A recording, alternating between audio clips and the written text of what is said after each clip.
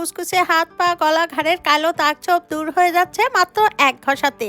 এটি ত্বকে ব্যবহার করার সাথে সাথেই কালো ত্বক ফর্সা হয়ে যাচ্ছে।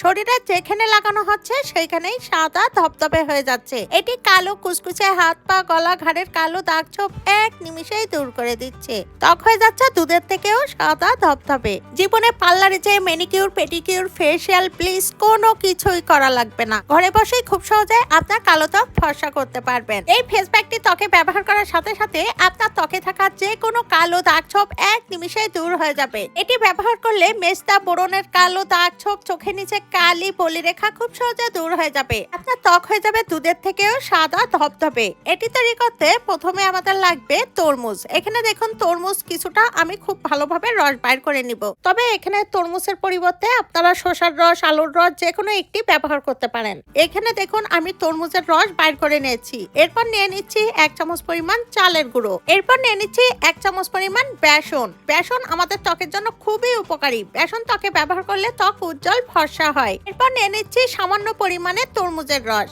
এরপর নিয়ে নিচ্ছি আধা চামচ পরিমাণ লেবুর রস। তরমুজের রস ত্বকে ব্যবহার করলে ত্বক উজ্জ্বল ফর্সা হয়। এছাড়াও যাদের মুখে অতিরিক্ত কালো দাগ ছোপ রয়েছে সেটি খুব সহজে দূর করে দেয়। আর লেবুকে বলা হয় ন্যাচারাল ব্লিচ। লেবু ত্বকে ব্যবহার করলে ত্বকের গভীর থেকে ময়লা খুব সহজে দূর করে দেয়। এখানে ব্যবহৃত চালের গুঁড়ো আমাদের ত্বকের জন্য খুবই উপকারী। চালের গুঁড়ো ত্বকে ব্যবহার করলে ত্বকের গভীর থেকে ময়লা খুব সহজে দূর করে দেয়। ত্বক ন্যাচারালি ফর্সা হয়। এছাড়াও ত্বক টান টান হয়।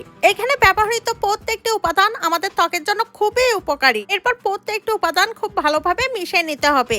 এই ফেস প্যাকটি আপনারা বানিয়ে ফ্রিজে রেখে 3 দিন পর্যন্ত ব্যবহার করতে পারবেন। এটি ছেলে মেয়ে উভয় ব্যবহার করতে পারবেন।